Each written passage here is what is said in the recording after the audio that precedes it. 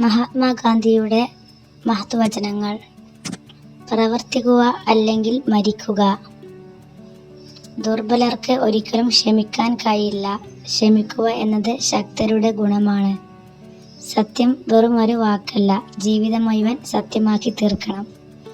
ക്ഷമ നഷ്ടപ്പെടുക എന്നാൽ യുദ്ധത്തിൽ പരാജയപ്പെടുക എന്നതാണ്. ചിന്തിക്കാൻ അറിയുന്നവർക്ക് അധ്യാപകരെ ആവശ്യമില്ല.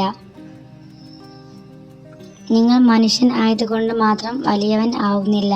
മനുഷ്യത്വമുള്ളവർ ആകുമ്പോഴാണ് വലിയവൻ ആകുന്നത്.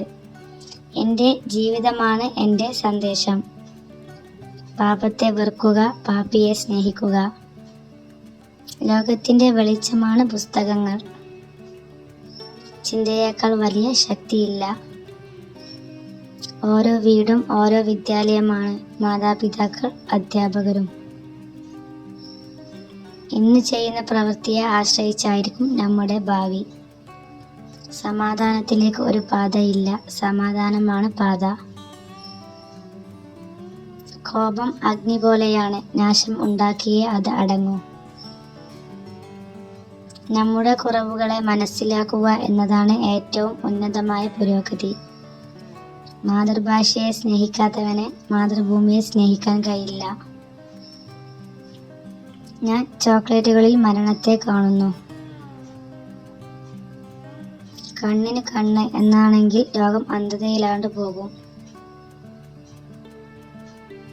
സ്വയം കണ്ടെത്താനുള്ള ഏറ്റവും നല്ല മാർഗം മറ്റുള്ളവരുടെ സേവനത്തിൽ സ്വയം നഷ്ടപ്പെടുക എന്നതാണ്.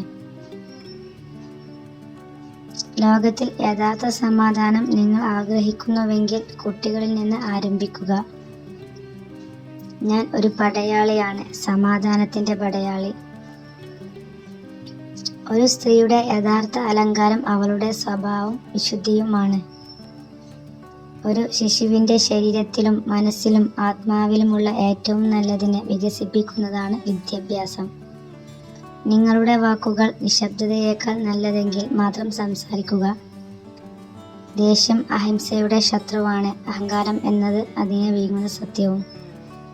എൻ്റെ അനുവാദമില്ലാതെ ആർക്കും എന്നെ വേദനിപ്പിക്കാൻ കഴിയില്ല.